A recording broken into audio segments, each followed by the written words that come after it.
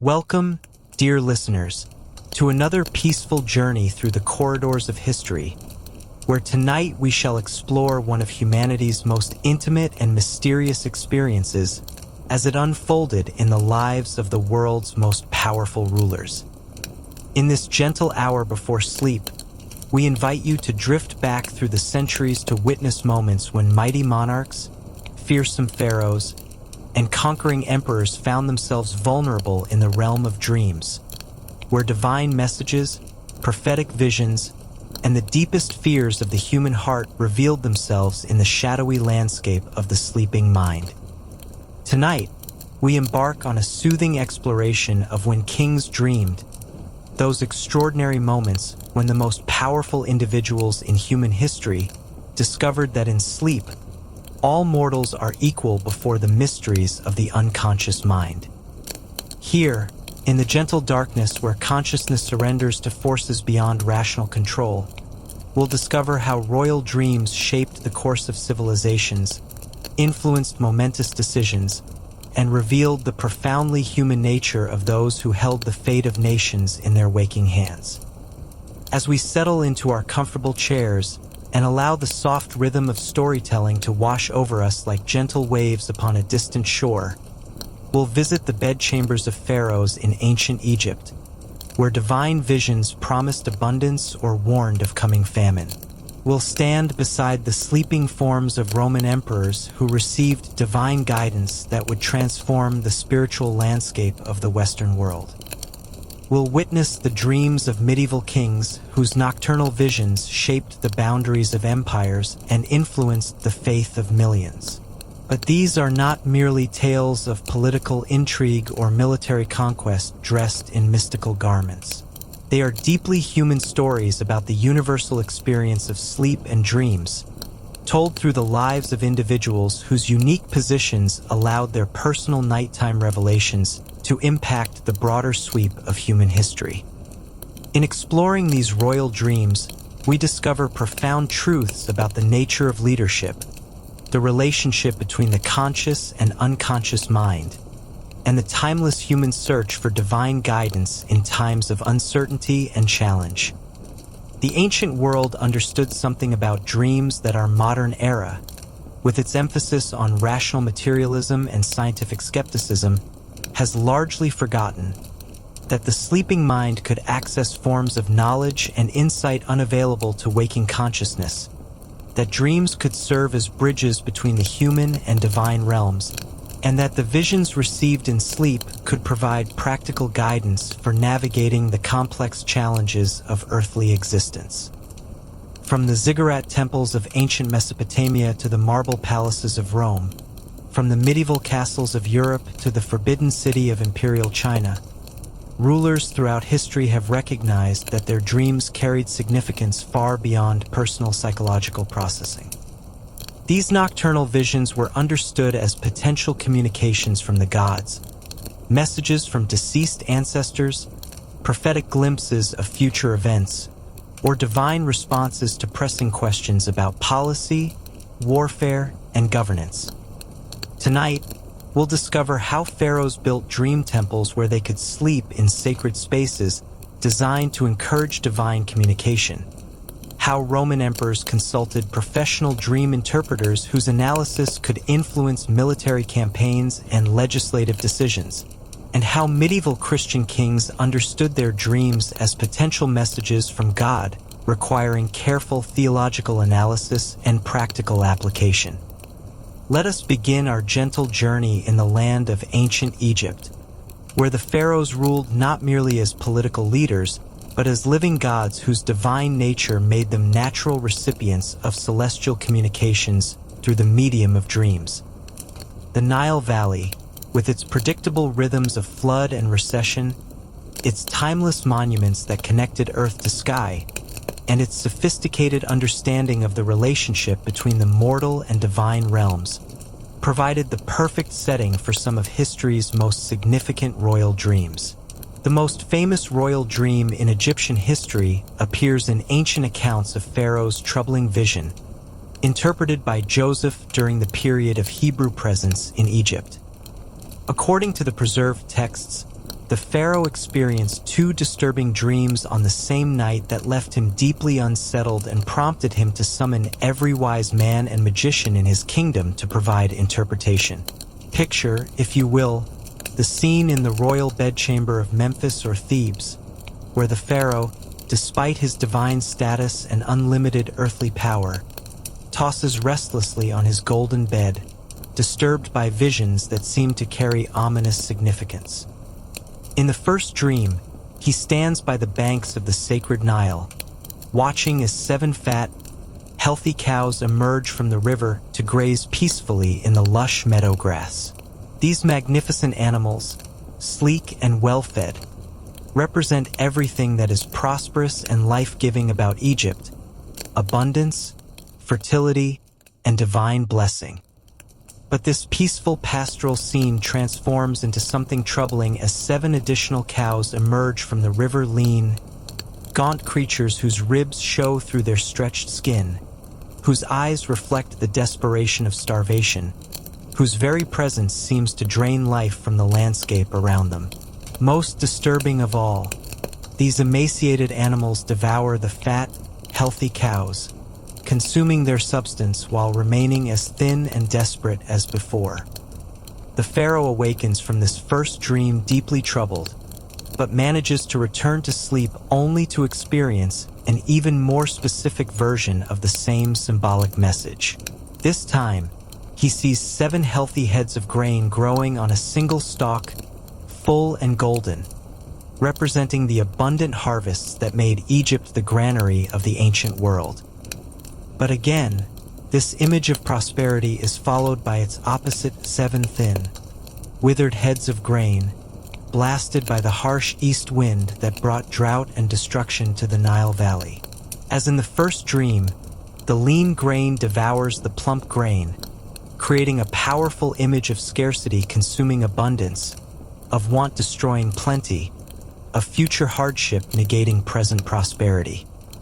The pharaoh awakens deeply disturbed, understanding instinctively that these visions carry profound significance for his kingdom, but unable to penetrate their symbolic meaning or understand what action might be required in response. The royal summons goes out across Egypt, calling together the most learned priests, the most skilled magicians, the wisest counselors, and the most experienced interpreters of dreams and omens.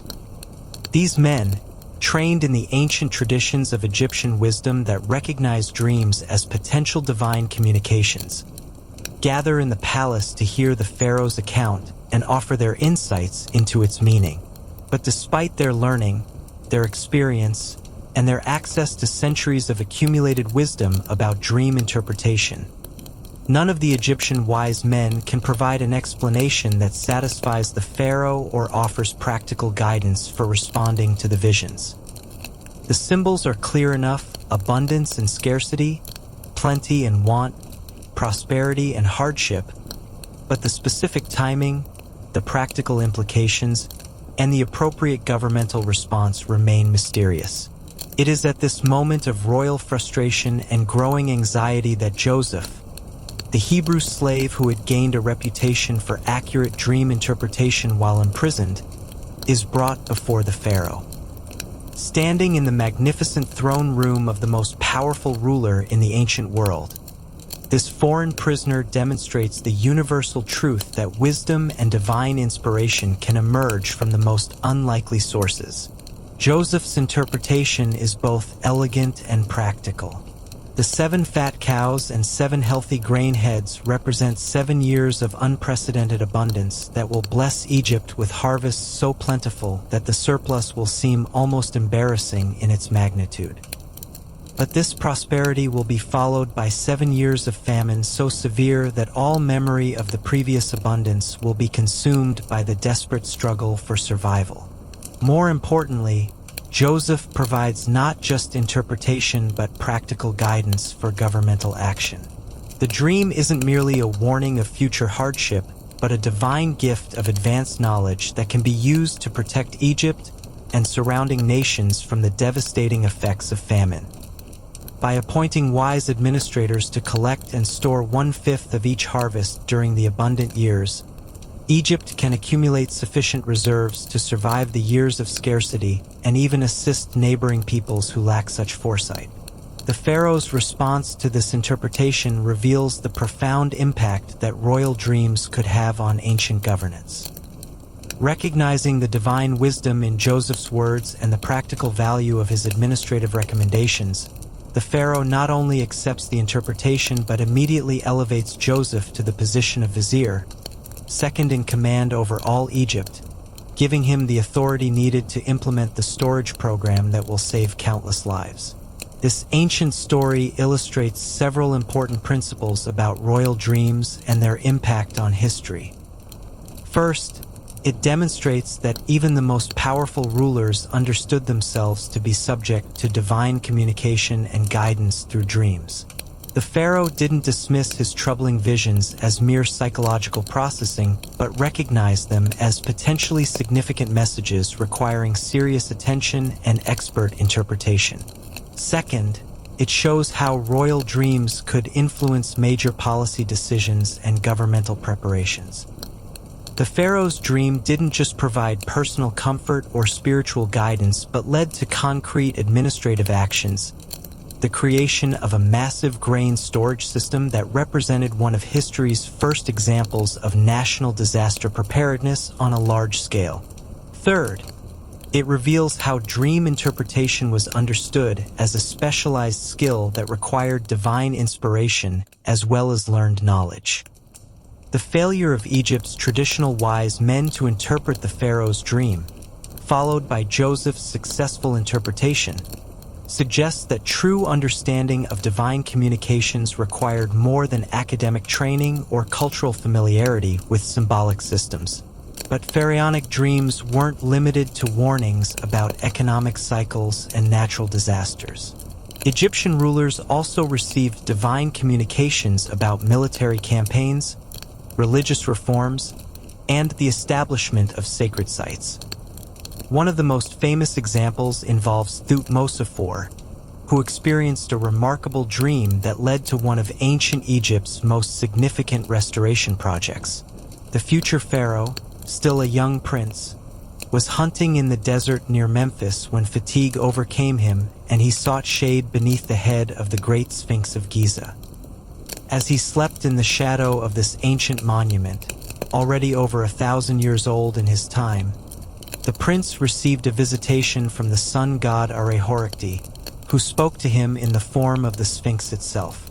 In his dream, the god complained about his current condition, buried up to his neck in the shifting desert sands that had accumulated over centuries of neglect.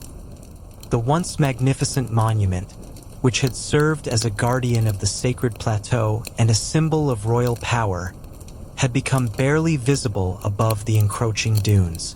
The god promised that if the prince would clear away the sand and restore the monument to its former glory, he would be rewarded with the throne of Egypt and a long, prosperous reign. When Thutmose awakened, he was profoundly moved by the divine communication and immediately began organizing the massive excavation project required to free the Sphinx from its sandy prison. This wasn't merely a matter of hiring workers to dig away some accumulated debris. It required engineering expertise to prevent the cleared sand from simply blowing back into place, artistic skill to repair damaged portions of the carved stone, and administrative coordination to manage a project that took months to complete. The famous dream stele, which Thutmose erected between the paws of the restored Sphinx, preserves the account of this royal dream and its consequences for posterity.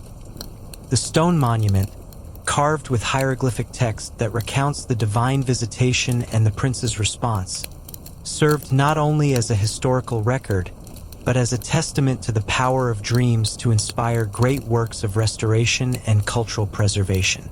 The fulfillment of the divine promise came to pass exactly as foretold in the dream. Thutmose IV ascended to the throne and ruled Egypt for nearly a decade, presiding over a period of prosperity, artistic achievement, and international prestige. His reign was marked by successful diplomatic initiatives, including the first recorded peace treaty between Egypt and Mitanni, and by ambitious building projects that demonstrated Egypt's continuing vitality and cultural sophistication. This story illustrates another important aspect of royal dreams in ancient Egypt: their connection to the restoration and maintenance of sacred sites and religious traditions. Egyptian pharaohs understood themselves as guardians of Ma'at, the cosmic principle of truth and order that maintained harmony between heaven and earth. Dreams that called for religious restoration or temple construction were seen as divine reminders of these sacred responsibilities. The practice of incubation dreams, where rulers deliberately slept in sacred locations to encourage divine communication, became an established part of Egyptian royal religious practice. Pharaohs would spend nights in temple complexes, particularly in chambers specially designed for this purpose, hoping to receive guidance about pressing issues of governance, military strategy, or religious policy. These dream temples weren't simply bedrooms decorated with religious art, but carefully designed sacred spaces that incorporated principles of acoustics, astronomy, and spiritual geometry intended to facilitate divine communication. The chambers were oriented according to celestial alignments, decorated with images and texts that focused the mind on spiritual themes, and equipped with ritual objects that helped prepare the royal dreamer for divine visitation.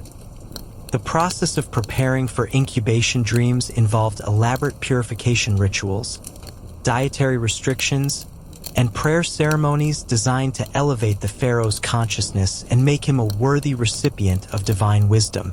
These preparations could last for days or weeks, depending on the importance of the issues requiring divine guidance and the complexity of the ritual requirements.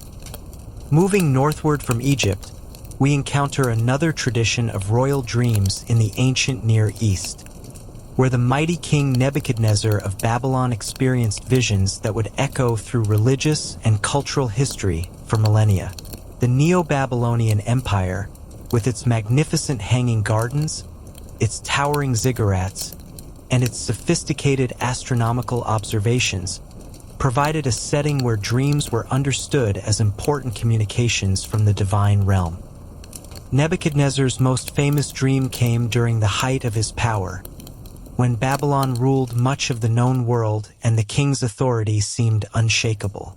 In his vision, he saw an enormous statue of extraordinary craftsmanship and intimidating presence, its head made of fine gold, its chest and arms of silver, its belly and thighs of bronze, its legs of iron, and its feet of mixed iron and clay.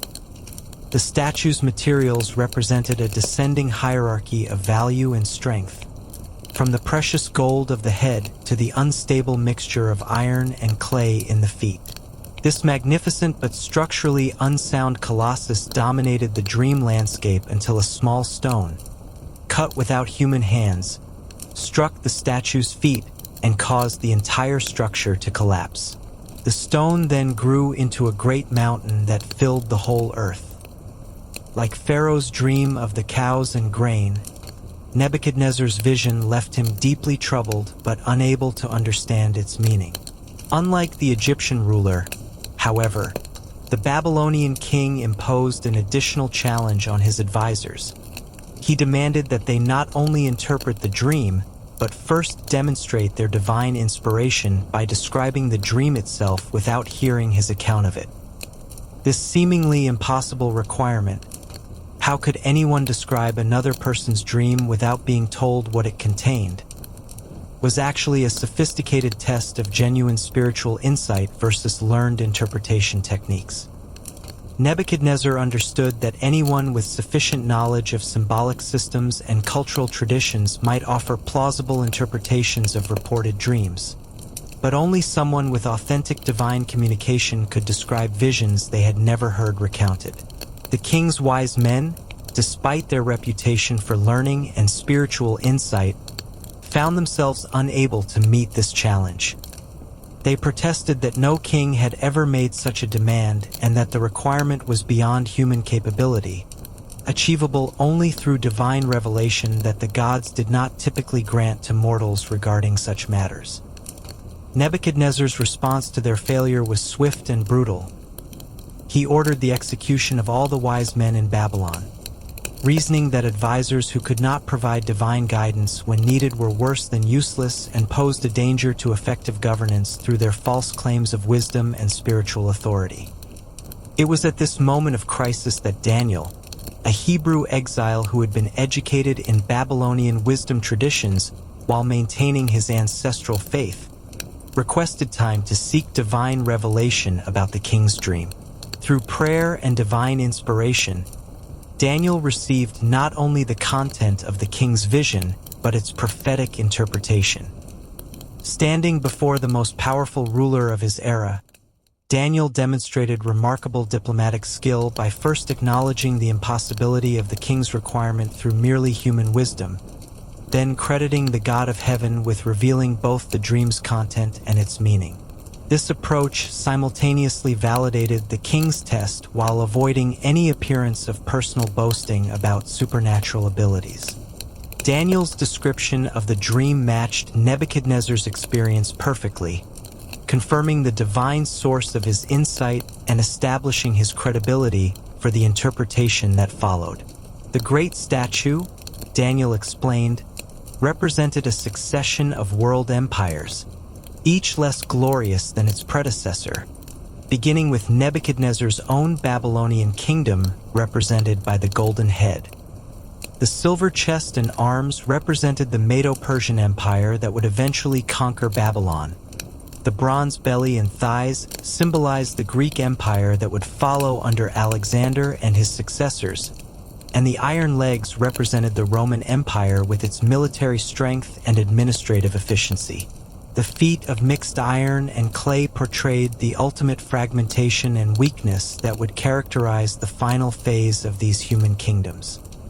Most significantly, the stone cut without hands that destroyed the statue and grew into a mountain filling the earth represented a divine kingdom that would supersede all human political systems and establish eternal dominion over the earth.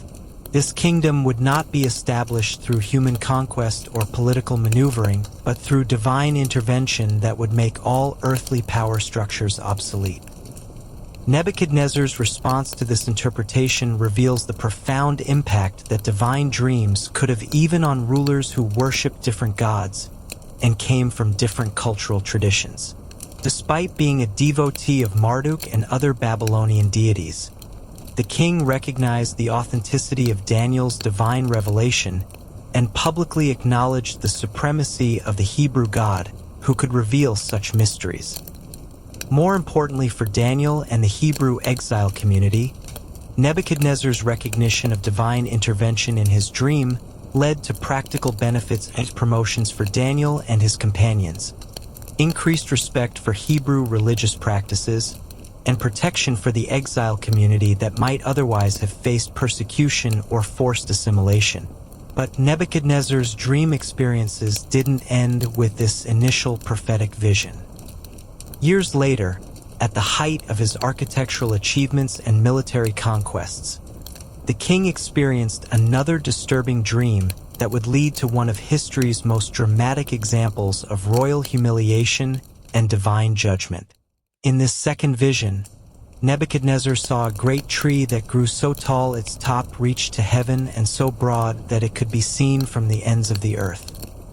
The tree's leaves were beautiful, its fruit abundant, and it provided shelter for all the beasts of the field while the birds of the air made their nests in its branches. This magnificent tree seemed to represent life, growth, prosperity, and beneficent protection extended to all creatures. But then a holy watcher, a divine messenger, descended from heaven with a terrible decree. Cut down the tree and destroy it, but leave the stump with its roots in the earth, bound with a band of iron and bronze in the grass of the field. Let him be wet with the dew of heaven, and let his portion be with the beasts of the earth. Let his mind be changed from that of a man, and let a beast's mind be given to him, and let 7 periods of time pass over him. The tree, Daniel explained when called upon to interpret this second dream, represented Nebuchadnezzar himself in all his glory and power. Like the great tree that could be seen from the ends of the earth, the king's dominion extended to the boundaries of the known world. Like the tree that provided shelter and sustenance to all creatures, Nebuchadnezzar's rule brought stability and prosperity to the diverse peoples under his authority. But the divine decree of cutting down the tree represented coming judgment on the king's pride and self-deification. The preservation of the stump with its roots bound in metal suggested that the judgment would be temporary rather than permanent, designed to humble rather than destroy, to teach rather than simply punish. Daniel's interpretation included both warning and counsel. The dream's fulfillment could potentially be delayed or mitigated if the king would acknowledge his dependence on divine authority, show mercy to the oppressed, and practice justice and righteousness in his administration. The divine judgment wasn't an inevitable fate but corrective discipline that could be modified through appropriate response to the warning. For 12 months after receiving this interpretation, Nebuchadnezzar continued his normal royal activities, perhaps hoping that the passage of time without incident meant the dream's warning had been successfully averted. But as he walked on the roof of his royal palace in Babylon, surveying the magnificent city he had built with its stunning architecture and engineering achievements, pride swelled in his heart, and he spoke words that triggered the dream's fulfillment. "Is not this great Babylon, which I have built by my mighty power as a royal residence and for the glory of my majesty?"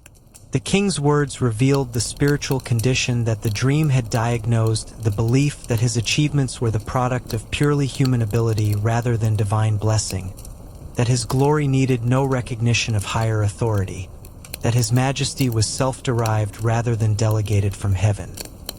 Immediately upon speaking these words of ultimate pride, Nebuchadnezzar experienced the transformation that his dream had foretold. His rational mind was replaced by animal consciousness, driving him from human society to live in the wilderness where he ate grass like an ox, was wet with the dew of heaven, and allowed his hair to grow like eagle's feathers and his nails like bird's claws. This dramatic fulfillment of the dream's prophecy lasted for 7 years, during which the mighty king of Babylon lived as a wild beast, completely removed from the throne and the civilized society he had previously dominated. The specificity of this transformation, not merely madness or political exile, but actual animal-like behavior and appearance, demonstrated the precise correspondence between the dream's symbolic language and its literal fulfillment. When the 7 years were completed, Nebuchadnezzar's reason returned to him, but his experience of divine judgment had fundamentally transformed his understanding of kingship, power, and the proper relationship between human authority and divine sovereignty. His recovery was accompanied by genuine humility and acknowledgement that all earthly power was ultimately delegated by heaven and could be withdrawn when used inappropriately. The restored king's testimony about his experience reveals the educational purpose of divine dreams and their fulfillment. The judgment wasn't arbitrary punishment but corrective discipline designed to teach essential truths about the nature of authority, the dangers of pride, and the proper relationships between divine and human power. These Mesopotamian royal dreams illustrate several important principles that appear throughout the ancient world's understanding of divine communication through sleep visions.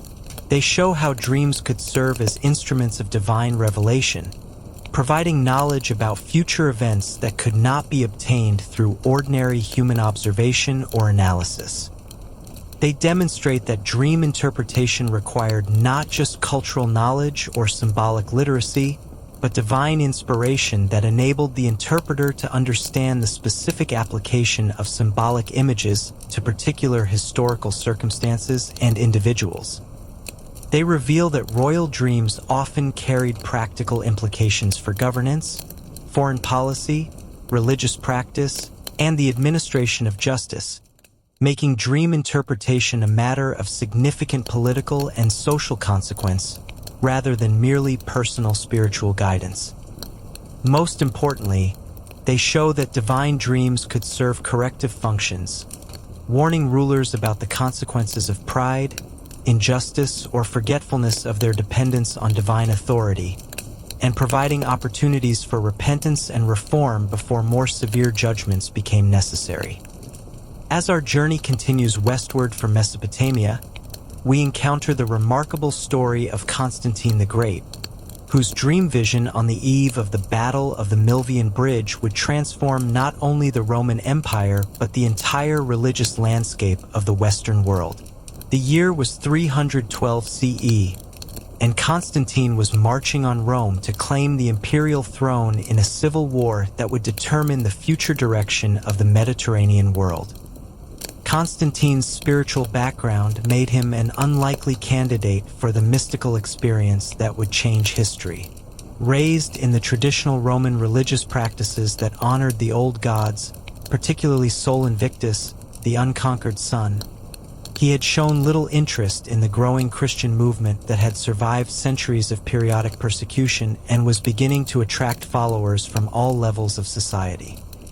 As Constantine approached Rome with his army, preparing for the decisive battle that would either secure his claim to the throne or result in his death as a failed usurper, he found himself deeply troubled by the magnitude of the challenge he faced. His opponent, Maxentius, controlled the capital city with its defensive advantages, commanded larger forces, and enjoyed the support of many senators and military commanders who viewed Constantine as a foreign interloper. The night before the battle, as Constantine slept in his military tent surrounded by the sounds of an army preparing for combat, the whispered conversations of nervous soldiers, the clinking of armor being adjusted, the snorting of horses sensing their riders' tension, he experienced a vision that would echo through history. In his dream, Constantine saw a symbol he had never encountered before, a monogram combining the Greek letters chi and rho, the first two letters of Christ's name, arranged in a configuration that seemed to radiate divine light and power. The symbol appeared in the sky above a cross, blazing with celestial brilliance that made the sun seem dim by comparison. Accompanying this visual manifestation was a voice that spoke with unmistakable authority, commanding Constantine to inscribe the symbol on the shields and standards of his army and promising that, "In this sign you will conquer." The voice carried such conviction and power that Constantine awakened with absolute certainty that he had received divine communication that would guarantee victory if he followed its instructions. The practical challenge facing Constantine was immediate and complex. How could he explain this Christian symbol to an army composed largely of traditional Roman soldiers who worshipped the established gods? How could he implement divine instructions that might seem like foreign superstition to military commanders whose loyalty he needed for the coming battle? Constantine's solution demonstrated both practical wisdom and remarkable courage. Rather than attempting to convert his entire army to Christianity overnight or providing theological explanations they would not understand or accept, he simply ordered that the Chi symbol be painted on shields and standards, explaining that he had received divine assurance that this emblem would guarantee victory. The soldiers, regardless of their personal religious beliefs, were willing to try any measure that might improve their chances of survival and success in the coming battle. Military men throughout history have been remarkably pragmatic about supernatural assistance, adopting any practice that seemed to offer divine protection or tactical advantage. The Battle of the Milvian Bridge unfolded exactly as the dream had promised. Despite facing superior numbers and fighting against an opponent who controlled the defensive advantages of Rome itself, Constantine's forces achieved decisive victory that secured his claim to the imperial throne and ended the civil war that had divided the empire. Maxentius, trapped against the Tiber River, when his temporary bridge collapsed under the weight of retreating troops, drowned in the muddy waters that had claimed so many victims throughout Roman history. The symbolic significance of this death, the defender of traditional Roman religion perishing in the same river where Christians had been martyred, was not lost on observers who saw divine justice in the circumstances. Constantine's response to this miraculous fulfillment of his dream's promise revealed the profound spiritual transformation that the experience had triggered in his consciousness. Rather than simply accepting divine assistance while maintaining his previous religious practices, he embarked on a gradual but thorough conversion to Christianity that would ultimately reshape the religious landscape of the entire Roman world.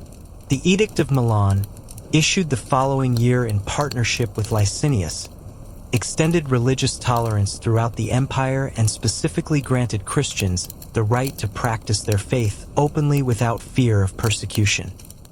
This wasn't merely tactical politics designed to gain Christian support, but reflected Constantine's genuine conviction that the God who had given him victory deserved recognition and honor from the imperial government. More dramatically, Constantine began the process of transforming the empire from a pagan civilization that had persecuted Christianity into a Christian empire that would eventually promote and establish the faith throughout its territories. This transformation wasn't completed overnight. It required decades of careful policy development, theological consultation, and administrative reform, but it began with the dream that had promised victory through the power of Christ's name. The construction of Constantinople as a new Rome that would serve as a Christian capital, the Council of Nicaea that addressed theological disputes and established doctrinal standards, and the active promotion of Christian clergy to positions of influence all traced their origins back to the dream vision that had transformed a traditional Roman emperor into the first Christian ruler of the Mediterranean world. Constantine's dream illustrates several important aspects of how divine visions could influence political and religious history. It demonstrates that spiritual transformation could occur even among individuals who had shown no previous interest in the religious tradition that was speaking to them through dreams. It shows how divine dreams could provide practical guidance for immediate challenges, while also initiating long-term processes of spiritual and cultural transformation that would continue for decades beyond the initial vision. It reveals that the fulfillment of dream promises could create conviction and commitment that led to dramatic changes in personal belief and public policy, making the dreamer a powerful advocate for the spiritual tradition that had provided divine assistance. Most significantly, it illustrates how a single royal dream could influence the religious development of entire civilizations, affecting the spiritual beliefs and practices of millions of people across vast geographical areas and extended historical periods. The impact of Constantine's dream extended far beyond the immediate military and political consequences. The Christianization of the Roman Empire initiated cultural and intellectual developments that would shape Western civilization for over a millennium, influencing art, literature, philosophy, law, education, and social welfare practices throughout Europe and the Mediterranean world. As we continue our peaceful exploration of royal dreams and their historical consequences, we turn our attention to the medieval period, where Christian kings understood their dreams as potential messages from God requiring careful theological analysis and practical application in their governance and personal spiritual development. One of the most significant medieval royal dreams involved Charlemagne, the Frankish king who would become the first Holy Roman Emperor and whose vision helped shape the relationship between temporal and spiritual authority in medieval Europe. According to the preserved accounts, Charlemagne experienced a prophetic dream that revealed the future of his dynasty and provided guidance about the spiritual responsibilities of Christian kingship.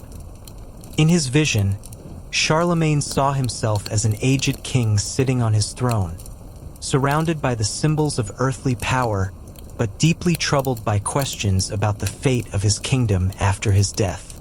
As he contemplated these concerns, a figure of radiant light approached, identified in the dream as an angel of God, who began to reveal future events through symbolic images and direct communication.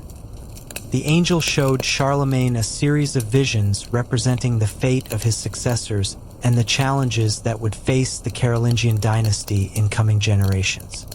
He saw images of division and conflict as his heirs fought over the inheritance he would leave them, of invasions from the north and east that would threaten Christian civilization, and of spiritual corruption that would weaken the church and compromise its moral authority.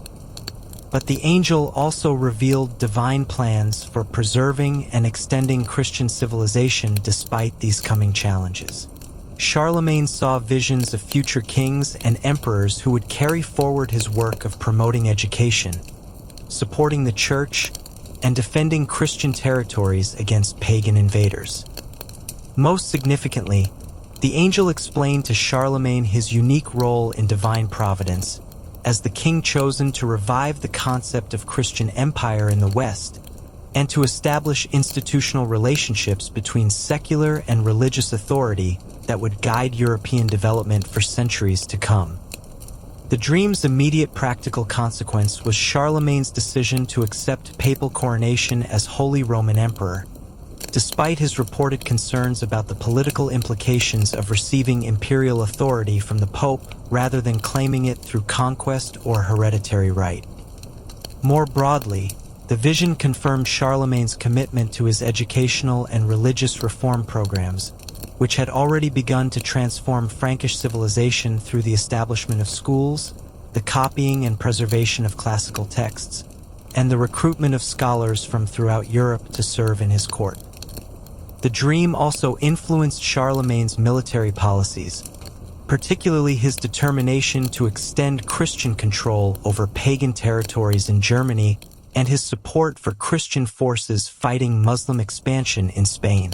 The king understood these campaigns not merely as territorial expansion, but as participation in divine plans for extending Christian civilization. Medieval chronicles record numerous other examples of royal dreams that influenced political and religious decisions throughout Europe. English kings reported divine visions that guided their responses to Viking invasions.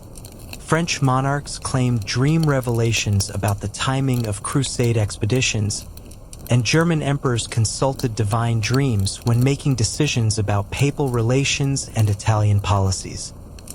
The medieval understanding of royal dreams reflected sophisticated theological development that distinguished between different types of divine communication and established criteria for evaluating the authenticity and significance of claimed revelations. Church scholars developed detailed analysis methods that considered the moral character of the dreamer, the content of the vision, its consistency with established doctrine, and the practical consequences of acting on dream guidance. This theological framework recognized that not all dreams carry divine messages, that some visions might originate from demonic deception designed to mislead rulers into making harmful decisions, and that even authentic divine communications required careful interpretation and wise application to avoid misunderstanding or abuse. The medieval period also saw the development of royal dream incubation practices, adapted from ancient traditions but modified to conform to Christian theological principles. Christian kings would sometimes spend nights in prayer and fasting in cathedral sanctuaries or monastery chapels, seeking divine guidance about pressing issues of governance or spiritual development. These practices weren't merely political theater designed to impress subjects with claims of divine approval, but reflected genuine spiritual seeking by rulers who understood the moral weight of their responsibilities and desired divine assistance in making decisions that would affect the welfare of their subjects and the advancement of Christian civilization. The dreams of medieval queens and female rulers provide particularly interesting examples of how divine visions could influence political and religious developments in periods when women's direct political authority was often limited by cultural and legal restrictions. Eleanor of Aquitaine, despite her remarkable political influence as Queen of both France and England, reported dreams that she interpreted as divine guidance about her support for the Second Crusade and her later involvement in the conflicts between her husband Henry II and their rebellious sons. Blanche of Castile, who served as regent of France during her son Louis IX minority, claimed divine dream guidance for her policies supporting church reform and her resistance to noble opposition to royal authority. Most dramatically, Joan of Arc's visionary experiences, though not strictly dreams since they occurred during waking consciousness, represented the medieval tradition of divine communication to individuals called to influence royal policy and military strategy. These female examples illustrate how divine dreams and visions could provide spiritual authority that transcended conventional social limitations, enabling women to influence political and religious developments through claims of direct divine communication that demanded serious consideration regardless of the messenger's gender. Medieval royal dreams also played important roles in the development of legal and governmental institutions. Kings who reported divine guidance about justice administration and law development helped establish principles of divine law that influenced European legal tradition for centuries. The concept that royal authority derived ultimately from divine appointment rather than merely human conquest or inheritance was reinforced by traditions of royal dreams that provided divine confirmation of legitimate rulers and divine guidance for governmental policies. As we journey eastward from medieval Europe, we encounter fascinating traditions of royal dreams in ancient China, where emperors understood their nocturnal visions as potential communications from heaven that could provide guidance about maintaining the mandate of heaven and ensuring the prosperity and stability of their dynasties. Chinese imperial dream traditions differed from their Western counterparts in several important respects, reflecting the unique philosophical and religious developments that shaped Chinese civilization. Rather than understanding dreams primarily as communications from personal deities, Chinese emperors interpreted their visions within the framework of cosmic harmony and the dynamic relationships between heaven, earth, and humanity. The mandate of heaven concept, which provided the theoretical foundation for Chinese imperial authority, included the understanding that legitimate rulers would receive divine confirmation and guidance through various means, including dreams, omens, and natural phenomena. Dreams that supported governmental policies or warned about coming challenges were understood as evidence that the emperor retained heaven's approval and continued to fulfill his cosmic responsibilities effectively. One of the most famous Chinese imperial dreams involved Emperor Wu of the Han Dynasty, whose dream vision led to one of ancient China's most significant cultural and religious developments. According to historical records preserved in imperial archives, Emperor Wu experienced a recurring dream that troubled him deeply and ultimately influenced his religious policies and the spiritual development of Chinese civilization. In his vision, Emperor Wu found himself standing in a magnificent palace that seemed to exist simultaneously on Earth and in the celestial realm. The architecture combined familiar Chinese design elements with otherworldly features that suggested divine craftsmanship beyond human capability.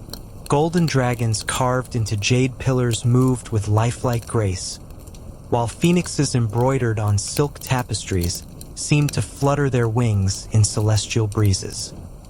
As the emperor explored the supernatural palace, he encountered a figure of extraordinary dignity and wisdom, an ancient sage dressed in simple robes but radiating an aura of profound spiritual attainment. The sage's eyes held the depth of eternity, and his presence conveyed both infinite compassion and unwavering commitment to truth and righteousness. The sage spoke to Emperor Wu about the relationship between earthly governance and cosmic harmony, explaining that effective rule required more than military strength and administrative efficiency. True imperial authority depended on maintaining proper relationships between human society and the natural order, between governmental policies and moral principles, between temporal power and eternal truth. Most significantly, the sage revealed to Emperor Wu the importance of seeking wisdom from all sources, including foreign traditions that might offer insights unavailable within Chinese cultural development. The vision specifically highlighted Buddhism, which had recently begun entering China from India, as a spiritual tradition that could complement and enrich Chinese philosophical and religious understanding. The sage explained that Buddhism's emphasis on compassion, wisdom, and the interconnectedness of all existence aligned perfectly with Chinese concepts of harmony and social responsibility.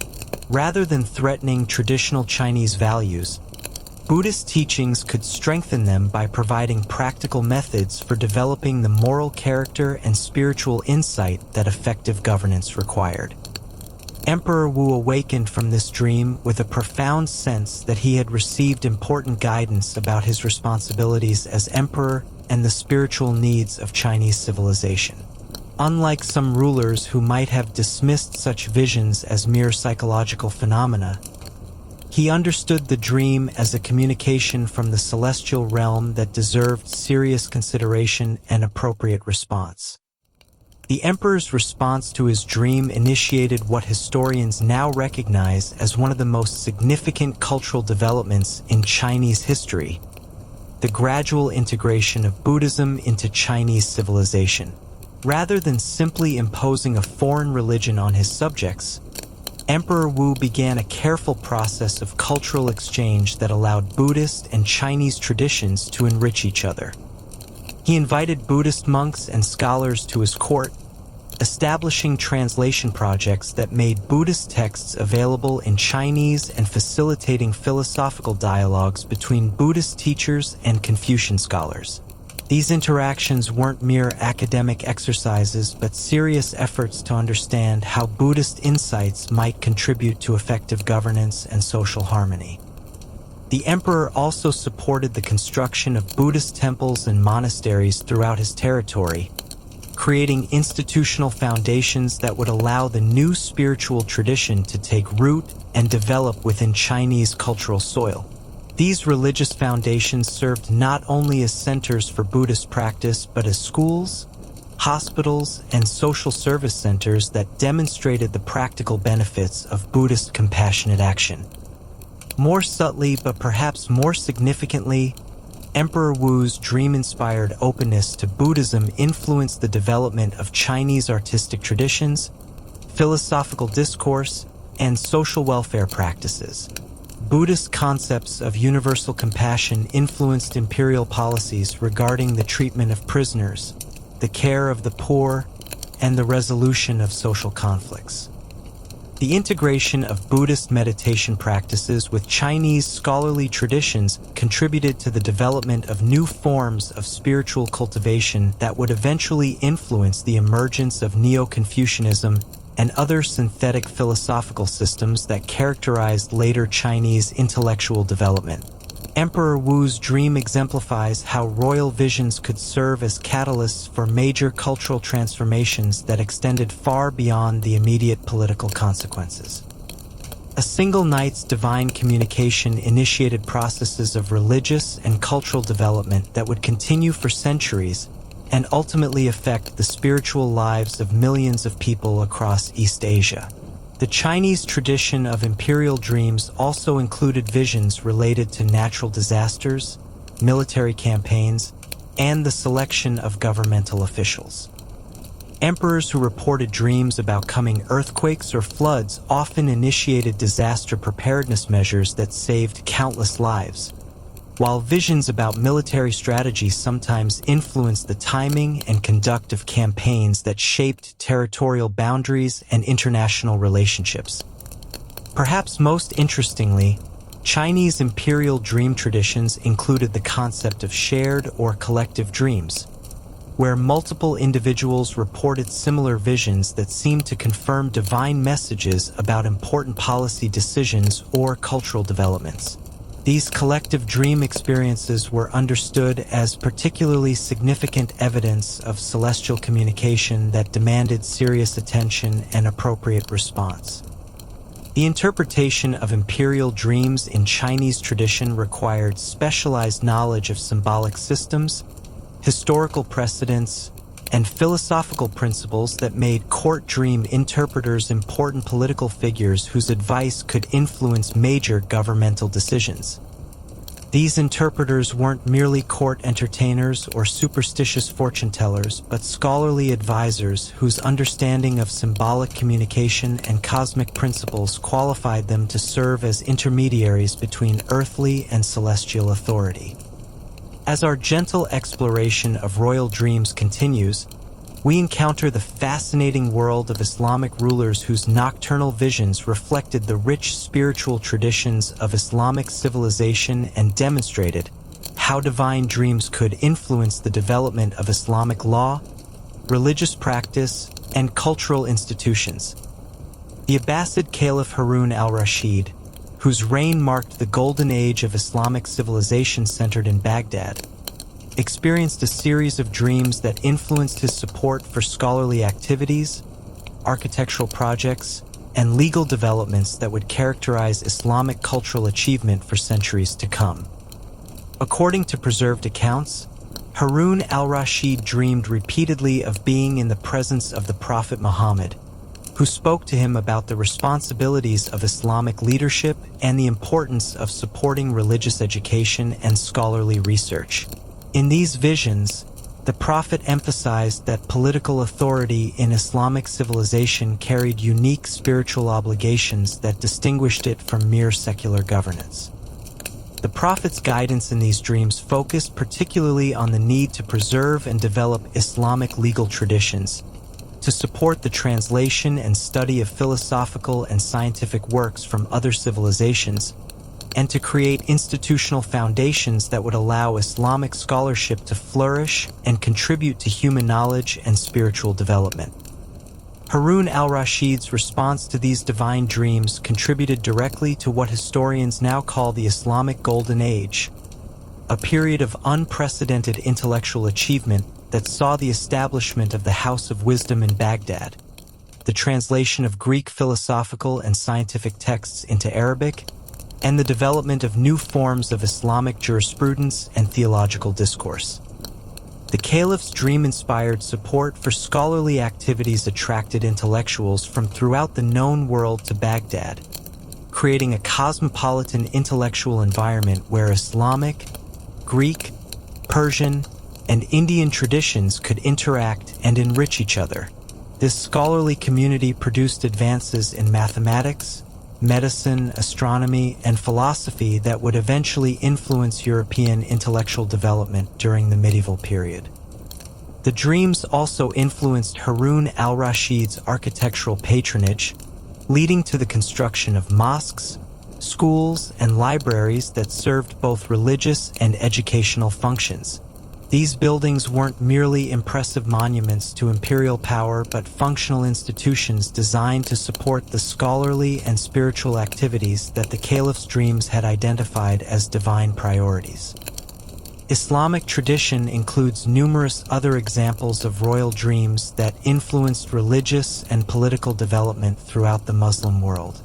The Fatimid caliphs in Egypt reported visions that guided their architectural projects, including the establishment of Al-Azhar University, which became one of the Islamic world's most important centers for religious education and legal scholarship. The Mamluk sultans of Egypt and Syria claimed divine dream guidance for their military campaigns against crusader kingdoms, and their support for religious institutions that served both local populations and international communities of Muslim pilgrims and scholars. In Al-Andalus, the Umayyad rulers of Cordoba reported dreams that influenced their policies regarding religious tolerance, architectural development, and the integration of diverse cultural traditions within Islamic civilization. These visions often emphasize the importance of maintaining harmony between different religious and ethnic communities while preserving Islamic identity and values. The Ottoman sultans developed particularly sophisticated traditions of imperial dream interpretation that influenced their legal decisions, military campaigns, and architectural projects. The Ottoman court included specialized dream interpreters whose analysis of sultanic visions could affect major policy decisions and governmental appointments. Sultan Suleiman the Magnificent reported dreams that influenced his legal reforms, his architectural patronage, and his military campaigns in Europe and the Mediterranean. These visions were understood as divine guidance for the expansion and consolidation of Ottoman power, but they were also interpreted as spiritual instruction about the proper conduct of Islamic governance. The famous Ottoman architect Sinan claimed that his architectural innovations were inspired partly by descriptions of buildings that appeared in sultanic dreams, leading to the development of new forms of mosque design that combined traditional Islamic elements with innovative structural and decorative features. Islamic royal dream traditions also included sophisticated theological discussions about the relationship between divine dreams and established religious law. Islamic scholars developed detailed criteria for distinguishing between authentic divine communications and ordinary psychological dreams, establishing interpretive methods that protected against the potential abuse of claimed revelations for political purposes. These scholarly frameworks recognized that while God could communicate with rulers through dreams, such communications had to be consistent with Quranic teaching and established Islamic law. Dreams that contradicted fundamental religious principles or encouraged violation of divine commandments were understood as potentially demonic deceptions rather than authentic divine revelations. The integration of royal dreams into Islamic legal and governmental traditions demonstrates how spiritual experiences could be incorporated into sophisticated administrative systems without compromising rational decision-making or established institutional procedures. Islamic civilization developed methods for respecting divine communication while maintaining practical governmental effectiveness. As we continue our journey through the landscape of royal dreams, we discover that these nocturnal visions weren't limited to ancient times or distant civilizations, but continued to influence political and religious developments well into the modern period, demonstrating the enduring human belief in the possibility of divine communication through sleep and dreams. The Russian Tsars, despite their adoption of Byzantine Christian traditions and later Orthodox Christianity, maintained belief in the significance of royal dreams that could provide guidance about governmental policies, military campaigns, and religious developments. Ivan the Terrible reported dreams that influenced his domestic policies and his military campaigns in Siberia and the Baltic regions. Peter the Great claimed divine dream guidance for his modernization programs and his decision to establish St. Petersburg as a new capital that would serve as Russia's window to Europe. His visions reportedly emphasized the importance of adopting Western technological and cultural innovations while maintaining Russian religious and cultural identity. Catherine the Great, despite her German origins and Enlightenment philosophical interests, reported dreams that she interpreted as divine approval for her territorial expansion and legal reforms. Her vision-inspired legal code attempted to combine principles of rational jurisprudence with traditional Russian concepts of imperial authority and Orthodox Christian values.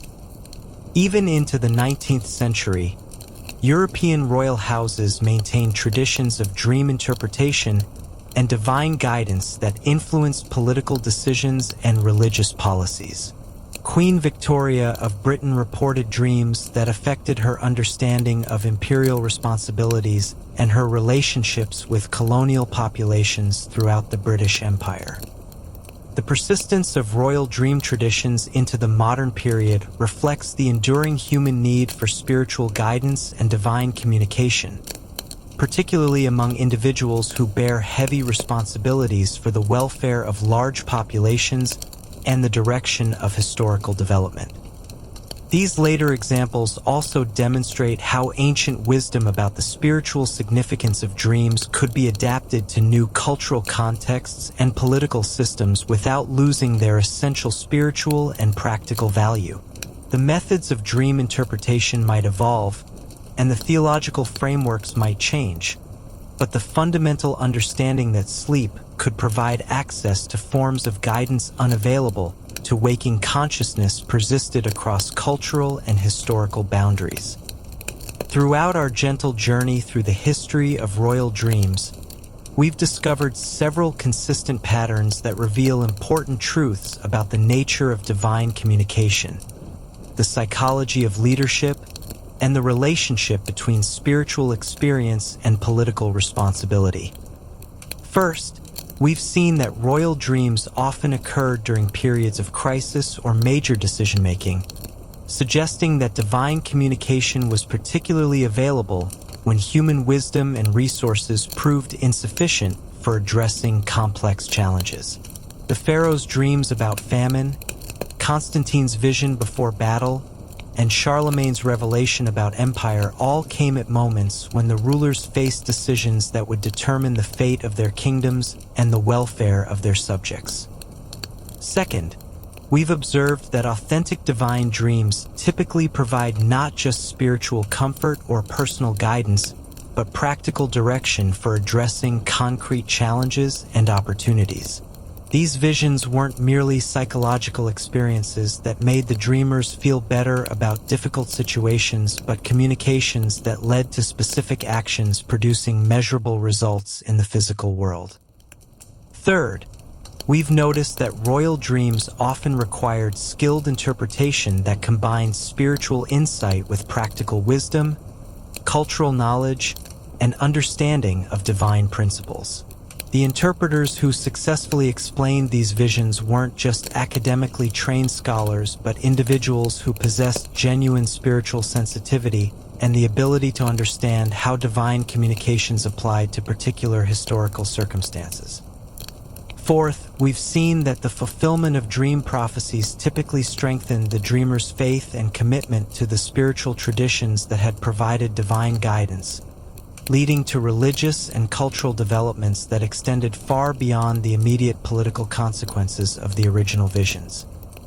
Finally, we've discovered that royal dreams often initiated long-term processes of spiritual and cultural transformation that continued for generations beyond the original dreamers, demonstrating how individual spiritual experiences could influence the development of entire civilizations and affect the spiritual lives of millions of people across extended historical periods. These patterns suggest that royal dreams weren't random psychological phenomena or cultural curiosities, but represented a consistent form of divine communication that operated according to recognizable principles and produced predictable types of spiritual and historical consequences. The skeptical modern mind might dismiss these accounts as ancient superstition, political propaganda, or psychological projection, but the consistency of the patterns across different cultures, historical periods, and religious traditions suggests that something more significant was occurring than mere coincidence or cultural conditioning. The practical results achieved through acting on divine dream guidance, successful military campaigns, effective disaster preparedness, beneficial religious reforms, and lasting cultural achievements provide objective evidence that these visions contained genuine insight and wisdom that exceeded what could have been achieved through ordinary human planning and decision-making. Perhaps most significantly, the moral and spiritual transformation that typically followed authentic royal dream experiences suggests that these visions served educational and developmental purposes that extended beyond immediate practical problem-solving to address the deeper spiritual needs of both individual rulers and the civilizations they governed.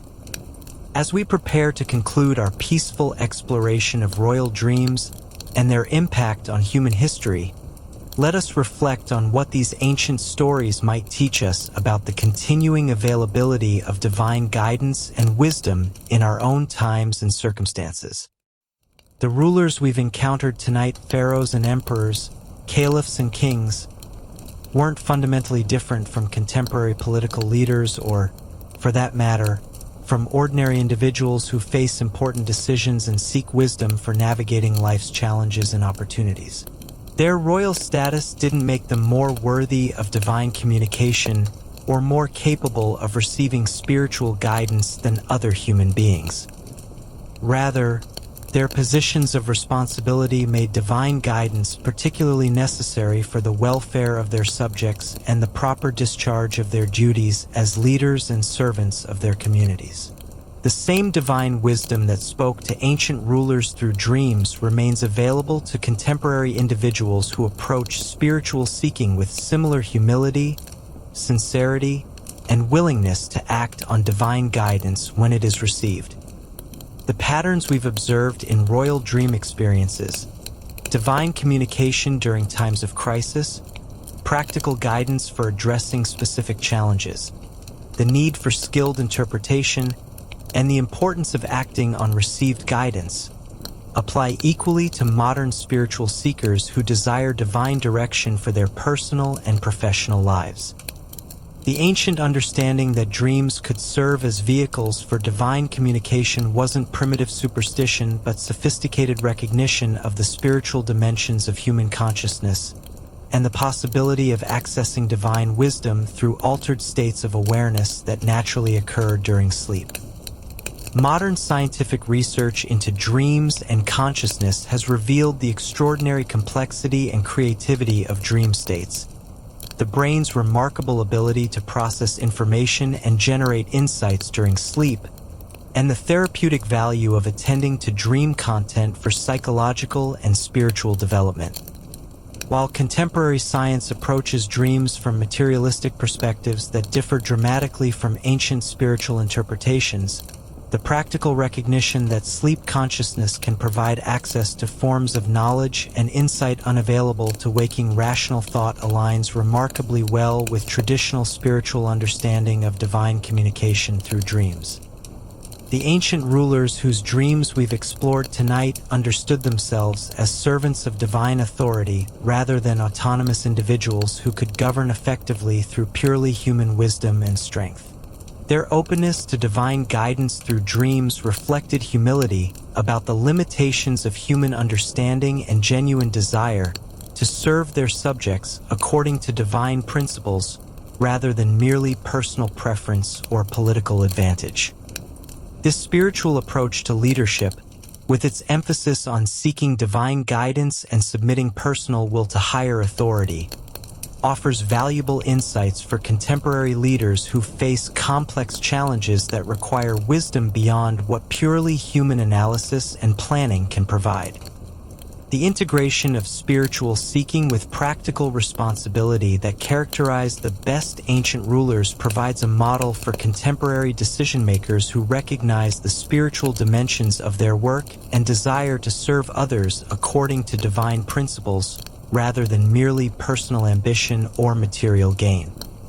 The ancient understanding that effective leadership required maintaining proper relationships between human authority and divine sovereignty offers important correctives to contemporary tendencies toward either secular materialism that denies spiritual reality or religious extremism that rejects practical wisdom and rational analysis. As we conclude our gentle journey through the landscape of royal dreams, we carry with us not just fascinating historical information but practical wisdom about the continuing availability of divine guidance for individuals who seek spiritual direction with appropriate humility, sincerity, and willingness to act on divine communications when they are received. The bedchambers of ancient palaces may seem far removed from our contemporary circumstances, and the challenges faced by pharaohs and emperors may appear quite different from our daily concerns. But the spiritual principles that govern divine communication through royal dreams remain as relevant and accessible today as they were thousands of years ago. The same divine wisdom that guided Pharaoh's preparation for famine continues to be available for individuals who face economic uncertainty and need practical guidance for managing resources and preparing for challenging times. The same divine authority that spoke to Constantine through the Chi symbol continues to be accessible to individuals who seek spiritual transformation and desire to align their lives with divine purposes rather than merely personal preferences. The same divine compassion that revealed itself to Buddhist-influenced Chinese emperors continues to guide individuals who seek to integrate spiritual wisdom with practical responsibility and to serve others according to principles of universal compassion and understanding. The same divine creativity that inspired Islamic rulers to support scholarly activities and architectural achievements continues to be available to individuals who desire to contribute to human knowledge, artistic expression, and cultural development that serves both temporal and eternal purposes. In the quiet moments before sleep, when consciousness naturally shifts toward more receptive and intuitive states of awareness, we too can open our hearts and minds to the possibility of divine communication that could provide guidance, comfort, and wisdom for our personal journey and our service to others. The ancient art of dream incubation, preparing consciousness through prayer, meditation, and spiritual seeking to receive divine guidance through sleep, remains as practical and effective today as it was in the temple chambers of ancient Egypt or the sacred spaces where medieval kings sought divine direction. The careful attention to dream content, the seeking of wise interpretation, and the willingness to act on received guidance that characterize the most effective ancient rulers provide a template for contemporary spiritual seekers who desire to integrate divine wisdom into their daily lives and decision-making processes. As we drift toward our own sleep and dreams, surrounded by the same mysterious darkness that embraced the sleeping forms of ancient kings and queens, we rest in the confidence that divine love and wisdom continue to be available to all who seek them with sincere hearts and open minds. The stories we've shared tonight remind us that we are part of an ongoing human adventure that connects us across time and culture with individuals who have sought divine guidance and experienced spiritual transformation through the mysterious gift of dreams and the profound vulnerability of sleep. In our own dreams tonight, we may discover echoes of the same divine wisdom that spoke to pharaohs about abundance and scarcity, to emperors about the nature of power and authority, to kings about the responsibilities of leadership and the importance of justice and compassion. Whether our dreams carry specific guidance about immediate challenges or simply refresh our spirits with images of beauty, hope, and divine love, we can rest in the assurance that sleep itself is a gift that connects us to the deepest mysteries of existence and the most profound truths about our relationship with the divine source of all wisdom and life. The gentle darkness that now embraces us is the same mysterious realm where ancient rulers encountered divine messengers, received prophetic visions, and discovered spiritual truths that transformed their understanding of themselves and their responsibilities to others.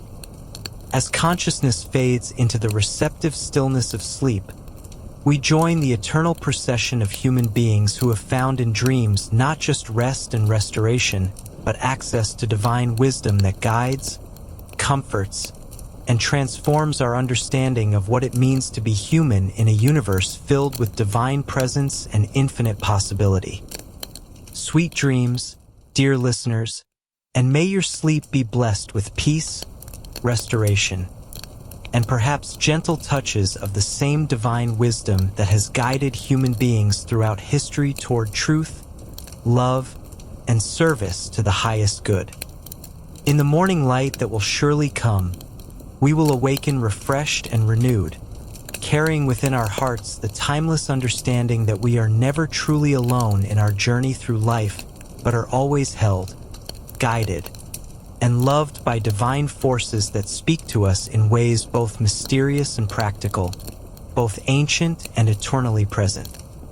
The royal dreams we've explored tonight remind us that divine communication continues in our own time, available to all who seek it with humble hearts and open minds, ready to transform our understanding and guide our steps toward the fulfillment of our highest potential and greatest service to the divine plan that unfolds through human history across all times and cultures. Until we meet again in the realm where all dreams find their source and all seekers discover the divine love that calls them home, rest well in the gentle embrace of night, protected by the same divine care that has watched over humanity's greatest leaders and humblest servants throughout the endless adventure of conscious existence in this beautiful and sacred world.